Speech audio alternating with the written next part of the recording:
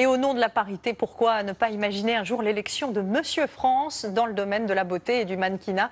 Les hommes aussi commencent à se faire une place, un marché en plein essor. Et une fois n'est pas coutume, c'est aussi un domaine où les hommes sont beaucoup moins bien payés que les femmes. Enquête, Corinne Magne, William Villemain et Jean-Yves May.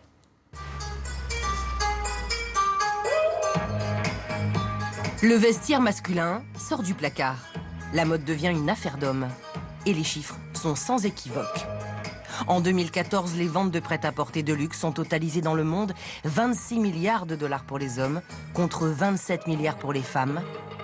Du jamais vu. Signe d'un marché masculin en plein essor, avide d'images, pour vendre. Alors les mannequins hommes sont de plus en plus sollicités. Avant, on était généralement les accessoires des femmes. On était toujours dans le fond. Maintenant, de plus en plus, les hommes reviennent un peu à la mode. Cool. Ici, c'est le studio, c'est là où on shoot, c'est là où on fait les visuels, les vitrines, les vidéos, tout ce que le client en demande. Et voilà, nous, on est là pour faire vivre les vêtements. Notre parti pris, en fait, c'est vraiment de dire que la mode, c'est pour tout le monde. On fait vraiment attention à l'incarner par des mannequins vivants, des mannequins qui sourient. Figure d'une campagne publicitaire pour une marque populaire qui compte 400 boutiques en France, Ken et Anthony sont des jeunes recrues de l'agence Elite Paris. Fort de la demande de plus en plus pressante des marques de prêt-à-porter ou de cosmétiques, cette agence vient de créer il y a tout juste un an un département hommes. On a à peu près 200 garçons.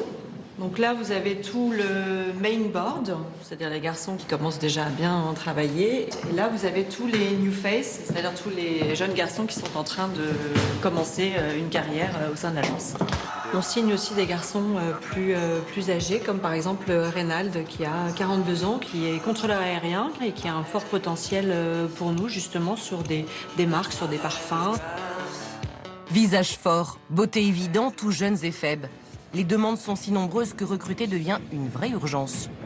Alors cette année, pour la première fois, le célèbre concours de mannequins s'est ouvert à la jante masculine.